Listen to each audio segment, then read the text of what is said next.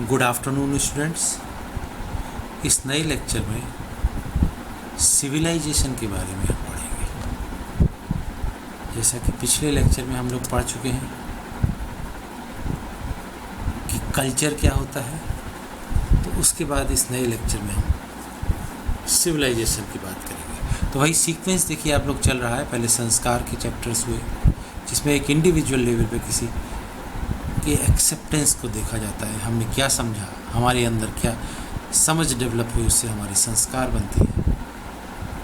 अब इंडिविजुअल से जब ह्यूमन बीइंग से, जो हमारी थिंकिंग से एक छोटे से समाज में वो बात फैलती है, तो धीरे धीरे वो कल्चर का रूप ले लेता है।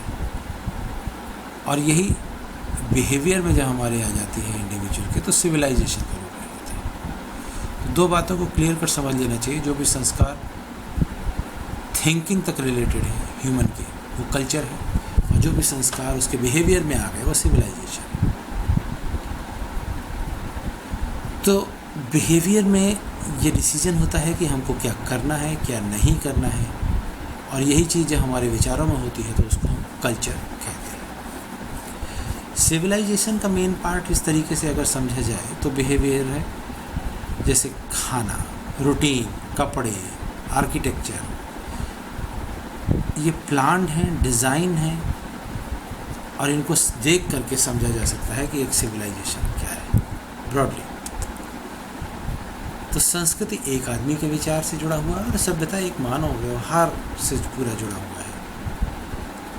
तो व्यवहार वाले भाग में अगर हम देखेंगे तो पूरा उसका बिहेवियर सब दिखाई देना कंपल्सरी है।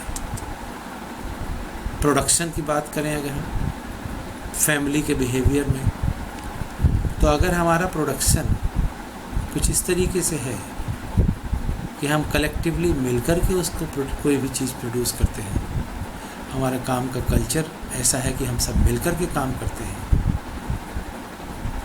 तो अलग से टाइम नहीं देना पड़ेगा अपने कल्चर को बनाने के लिए।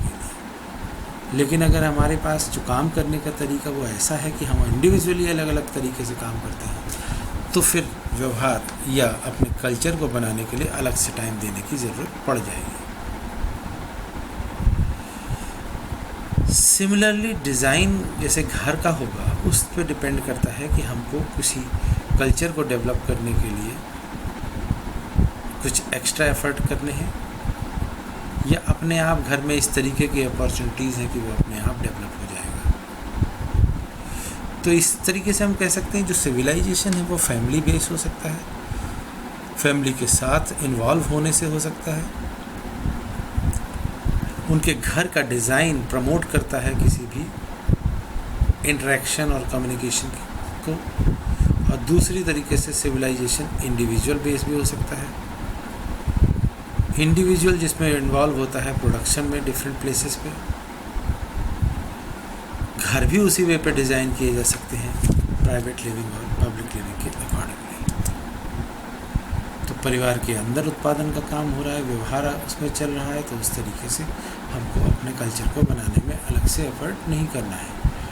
और अगर जो हमारी डिज़ाइन इस तरीके से हैं जहाँ दूसरे से बात करने में अलग से समय देने की ज़रूरत है, तो हमारा कल्चर भी रुकेगा, और वहाँ अपोजिशन वाले भाग में हम काम करते हैं, व्यवहार में अपॉर्चुनिटी नहीं मिल पाएगी। तो इस तरीके से आगे हम देखेंगे तो सिविलाइजेशन का इम्पैक्ट क्या होता है।